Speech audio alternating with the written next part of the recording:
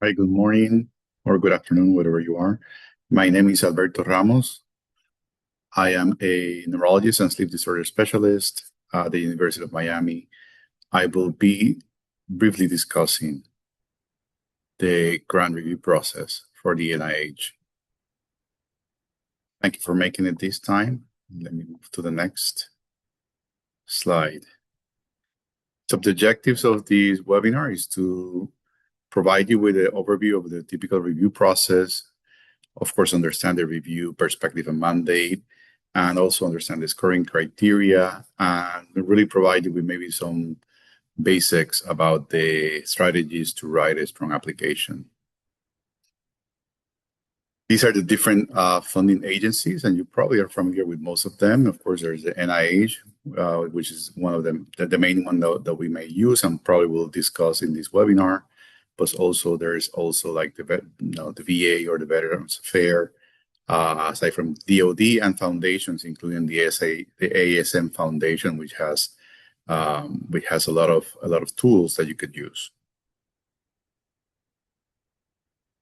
And this is the basics of how the research review process started with the grant. Of course, you're writing your grant, you send it or you submit your application to the NIH in this case, and this caricature helps you understand how things flow through the institutes. And you can see that you, of course, start your research grant within your institution, and your institution submit the grant on your behalf. And they're the ones that get the award within your institution. And it goes first to the Center for Scientific Review.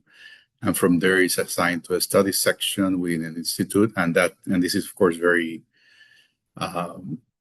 dynamic right now because of many of the changes that have been occurring within the federal government. But nonetheless, this is just to give you an idea of how things flow. Eventually, once the grant is reviewed within an institute, it goes through different levels of reviews. First, within the review committee that we will discuss. Then there's a second review within the institute, and then goes to an advisory council or a board that gives kind of the final stamp. And then eventually it goes to the institute director that allocates the funds back to you and to your institution, to where you are, to start your research project. This is also kind of an overview of how the different cycles, at least within the NIH, works. So you have 3 cycles, one starting in February, then June, and then October. And this is for new submissions, either for K Awards or ours. Resubmissions, as you can see, they may happen a little bit later, usually about a month later. And also there are some dates that might be a little bit different. If you do happen to, for example, use or have an application that includes people with that you're going to study people with HIV, for example, the dates might be a little bit different. But for overall, this is like the dates of the cycle. So, for example, if you submit an application on February of 2026, you may get your comments later in August or September, and then assuming that you have to resubmit, which happens to most people, then you resubmit by November of 2026, and then you'll get a second set of comments the next year in April or May of 2027, and hopefully you'll get it the second time, and then your earliest start date is in July of 2027. So the whole process can be quite a long process if you take into account not only that you have been preparing for at least a year, maybe more, to submit your K application or your R1 application, then the whole process of getting reviewed and resubmit, it could take more than a year. So this is a very long process to get you funded. And as we discussed earlier, when the study section review process started, a lot of the meetings are occurring now virtual meetings. Some of them occur in person, but then the application is assigned to the CSR. The reviewers have to declare any conflicts of interest, either with maybe one of your mentors, maybe with yourself, or with the with the study or the study itself that you may be, or the type of study that you may be that you may be applying to, or maybe someone within your institution that of course cannot review your grant.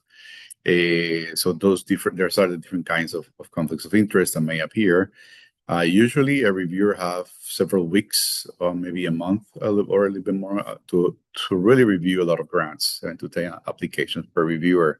So this is a big ask for a lot of the reviewers, and that's why grantsmanship becomes extremely important. You want to be very clear. We'll discuss some of this within a couple of slides, but you want to be very clear in your writing and in your thought processes, because you want to make their life easier. Now, once the reviewer look at your grant, they provide a score to it, and really about 50% of the grants are not discussed. So different reviewers go through all of the different grants, and then everything is piled up into the review section, and before the review committee gets together, of course, you have kind of a ranking of all of the different applications that were submitted, and really they just look at the median score and really discuss that everyone that is above that score, and so about half of the grants are not discussed, or triage, they call triage, and they're not discussed. That doesn't mean that they don't have any merit. It just means that that they just didn't make that initial cutoff. But don't be discouraged if that happens, because that really happens to all of us at some point. Now, the typical review panel, who are these people? Well, these people tend to be your peers. The review panel are people that are in the field. Usually they're scientists, of course, that some of them might be clinicians, clinician scientists, but usually they have an understanding of the type of work that you're proposing. Many of them may not have full understanding or expertise of the type of study that you're going to be that you're applying for, that is part of your grant. But nonetheless, they have a very good understanding of what is good science, what is good mentorship, and so forth, even in a very broad way. But at the end, this is your peers. So you have to convince people like me, or people like the people are your peers right now. So it's not it's not this committee that is hiding somewhere. This is actually the people that are out there and trying to do the same work as you, or very similar work. Now, once an application is discussed, and probably you will see this in your mock grants reviews, the process is very fast. It's very dynamic. You discuss a grant in 15 to 20 minutes. Usually 3 reviewers. The first reviewer discuss the grant and in a more elaborate way, providing most of the highlights. What are some of the strengths and some of the weaknesses, and the other reviewers, reviewer 2 and 3, basically just provide a little bit more detail that allows for the reviewer 1 to enrich the review of reviewer 1, for lack of a better term. And then everything is open up for discussion. Maybe some people in the panel that haven't reviewed the grant as in detail as the 3 reviewers may have multiple questions about it.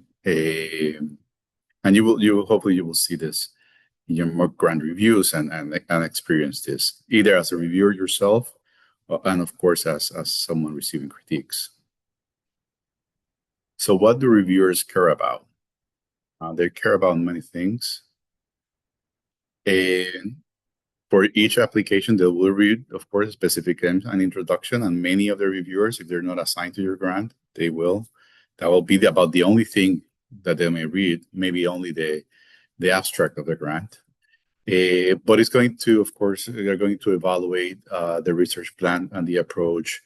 And for career development awards, such as the K awards. It's going to be extremely important how the candidate mentors, training plans, and goals, and they're going to weight all the strengths and weaknesses. Um, the people in very broad terms, and maybe some people might disagree or not. People will say that a K award is for the most part all about the candidate. So this is extremely important. It's all about the candidate. It's all about funding you, while the R1s and R21s and so forth really are all about the science, about the project itself. Of course, the researchers are very important because they're the ones that are going to do the research, but it's really all about the idea. While the K award, to very broad terms, of course, it's all about the candidate. So the candidate mentoring training plan goals that are just as important, are really that should be the driving force of the K award. Now, there things might be a little bit different for when trying to evaluate the impact on the candidate's potential to achieve independence. And this is what Yupa was trying to explain earlier, where in a career development award, it's not a research award, meaning they really want to examine or evaluate the candidate, as opposed to an R1 that is really about the science itself, how the science moves the field forward. And this is what this graph is trying to convey. Now, the review criteria for the R1 and the K awards, this is just a way to kind of look at things side by side, and they have the same scoring system that we'll discuss in a few slides. But as part of the in the K award, many of the things that they actually looked into, of course, is the career development plan, the candidate itself, mentors, co-mentors, and aside from also the science. While in the R1 is really all about the science, as mentioned earlier, significance, investigators, innovation, approach, and environment. So the science is extremely important, but of course the candidate and mentoring team and how that will lead to research independence, it's really the most important component of a K award application. Now, some of the reviewer consideration for the criterion scores. You could have, for example, some of the things that might be considered. So, for example, for the candidate, some reviewers may have an issue with productivity or publication. So it's not only that maybe the applicant doesn't have enough publications, but maybe not enough publications within the scope of the grant. So for example, if you want, you may have multiple publications in sleep health in general, but your grant is about insomnia. Maybe you don't have, you're lacking a couple of publications that are specific to insomnia for itself. So just to give you a very broad example. There might be issues with career development plan, and this and this is at times a very difficult thing to do. But the reviewers may have an issue with the amount of didactics, if they're too little, too much. How much can it be done within the timeline of the research project, and if everything aligns with the mentors too much or too little. At times, I think that maybe the candidate does not separate him or herself too much from the mentor, for example. And the research plan, as mentioned here, may be not a good vehicle for training. Here, of course, the research plan, as I mentioned earlier, the K award is all about the candidate. So the research plan is really one of the tools to develop the candidate. It's not even though we want to, advance science and learn about whatever mechanisms or disease process or pathway of disease, really the K award is not designed to do that. That's the R1. Here, there's the science itself. You want to learn something about it from the science, of course, but it's really a vehicle of training, of development in this case. And the mentors have to be qualified. You have to have a relationship with the mentors, and that can and this seems to be very obvious, but at times when we mean relationship with the mentor, is that you have published with the mentor, that your mentor have federal funding. That's going to be important, and also that and that the mentor is within your institution and maybe relatively close to you in terms geographically, like something like down the hall, and that kind of thing is even nowadays that we can do things remotely, that's still very important. And environment also is important in an institution that may not be as supportive or doesn't have the optimal environment for the trainee. And these include things like your chief or chairperson writing the correct letter saying that you have 75% of protected time and the like. So that all of that is extremely important when developing these type of grants. Now, recently the NIH is changed to what is called a simplified review framework. So it's a little bit different from what was done before, and the emphasis is still this simplified review framework really applies more to the R1s, the R21s, and so forth. But really, the idea is to simplify things into 3 core review questions when the reviewer is reviewing a lot of the grants, with the idea that you're able to streamline the scoring, reduce overlap between criteria, and actually minimize other things that were extremely important, not extremely important, but they were important before, such as the like, for example, the researcher was one of the scoring criteria before, or the research team, and that seems to drive a lot of the research before, or a lot of the impact before of the research grant, as opposed to, for example, just the ideas, the conceptual framework, the rigor of the study, and so forth. So these are the 3 questions that they ask in the reviewers to ask themselves. The first one: should the study be done? So significance and innovation are considered together now, and why we're doing this, and should it be done? It's very important. Now, can it be done in terms of rigor and feasibility? So the study design makes sense, the analysis plan and treatment alignment, and then the third one is, will it be done? So if they have the expertise and resources. Now, this last one doesn't have a score itself. Is more of a yes and no question. Does the institution that is applying for this award, or the research team, that have the expertise and resources to do it? And this is it's not a scoreable component, but rather a yes and no question. Now, again, this is more for new R1s, R21s, and so forth. But nonetheless, at least when you're writing your K award, you still try to frame things using this type of new review, new NIH review section. So you are able not only to think like this when you're writing your K award, but also when you're writing as you prepare for an R1, you do the same. So for the K, many things still really stay the same. The candidate potential career development plan is central, and as well as the mentor track record and environment. What to emphasize more explicitly is really state the impact, where significance, innovation, and show rigor and feasibility clearly, and really make sure that a lot of the mentors are part of those resources that will make your study feasible.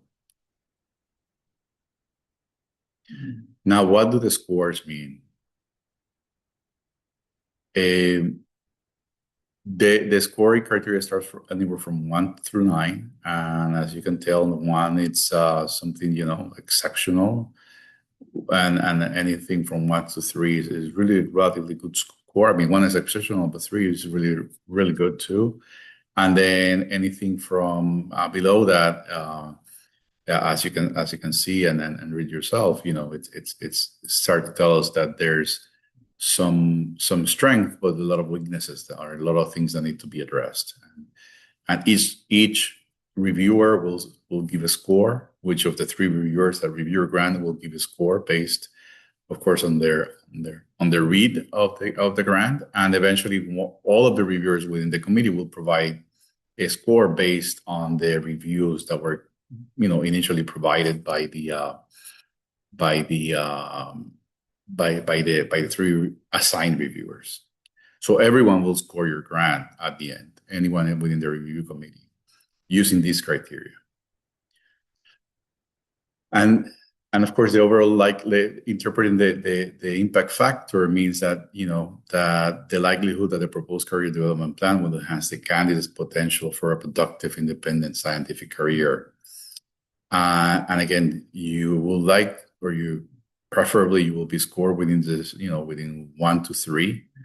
And if you're scored within 4 to 6 in general, that's that means that you have a good grant, but there's still some work to do. And 7 to 9, of course, means that there's a lot of work to do, and maybe there's some deep thinking that needs to be done, or something that about grantsmanship that you didn't convey your idea correctly. Now, this is a very busy slide, but once the scores are provided and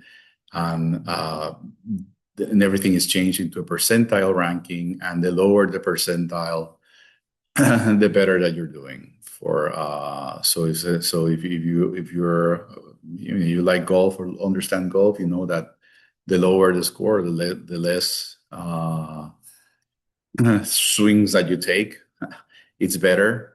So similarly, if your rank is lower, then there's a good chance that you're gonna get paid. And this is just an example of some of the percentile scoring for example, in R1, then there's a cutoff that usually if you are below that cutoff, you will get paid. So here, for example, 14 for an R1 for established investigators, and for early stage is a little bit more. So they give you, so early stage investigators, they give them a little bit more of a buffer. Now, usually career development awards are not part of a percentile scoring, but rather they use the whole score. In this case, is 30 or below there's a good chance that that grant might be funded.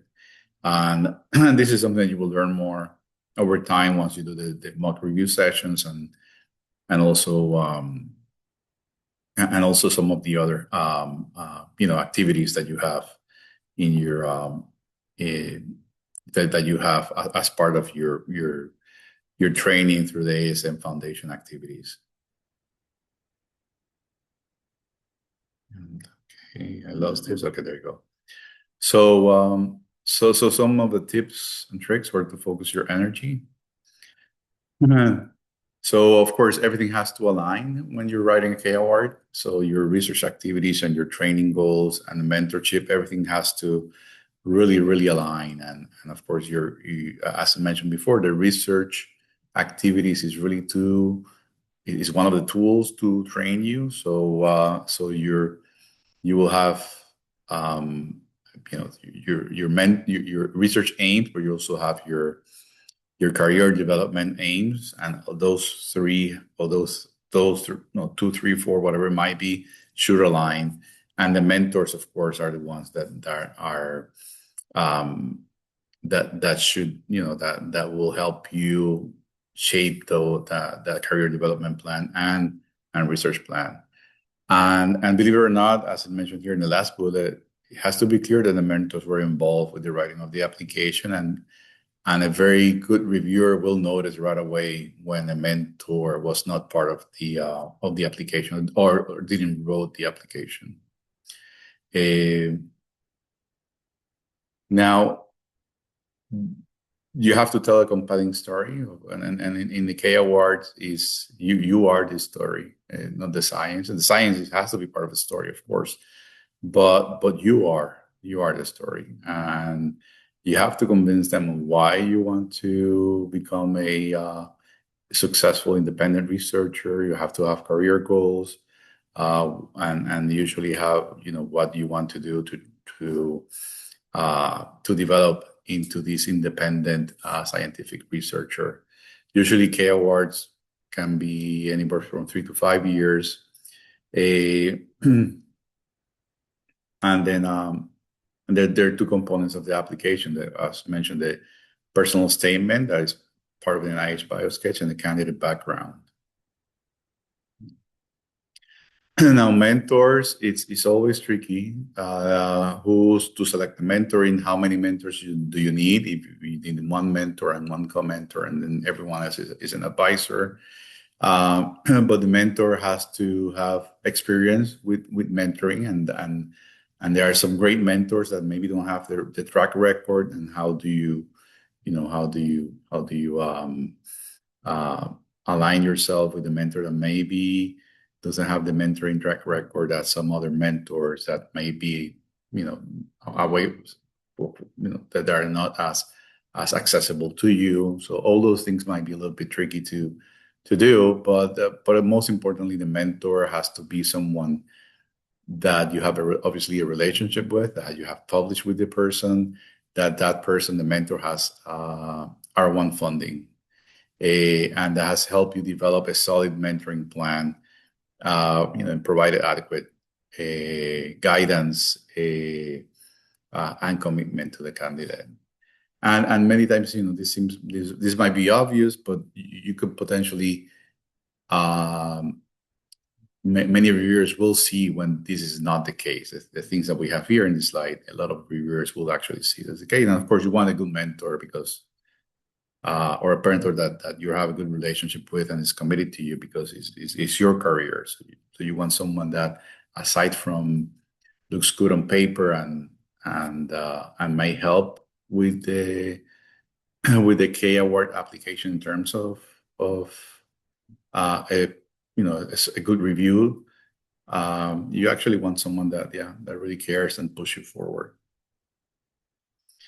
And now the research plan, are the proposed research question design and method in align with the candidate's future?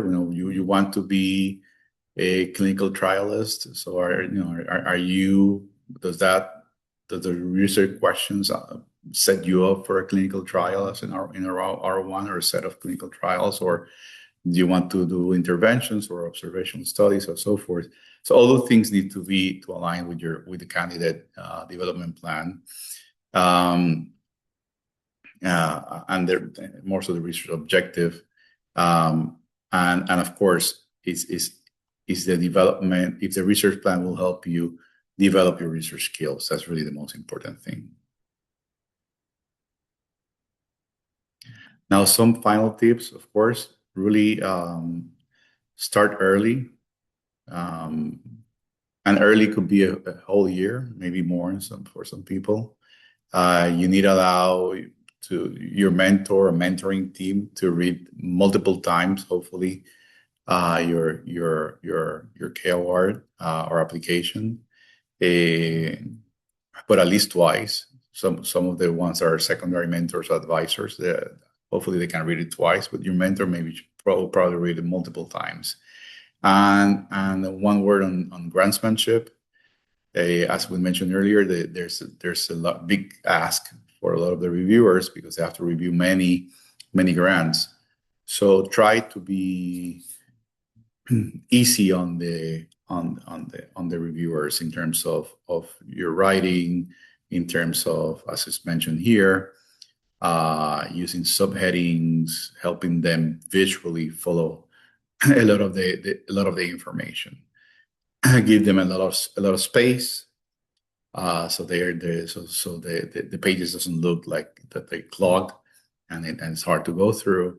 And that you will just, even though it looks less, in this case, less is many times is more, as I say, because it will help the reviewer digest your grant better. And take advantage of the mock review that we do in many of our exercises within the ASM Foundation activities, because that will not only allow you for a new set of eyes to look into your grants and to your writing, also you will be able to see how dynamic is the review processes and understand what's going on. And with these, I don't think we have any further slides aside from this one. Then as a final word, really understand the RFA, meaning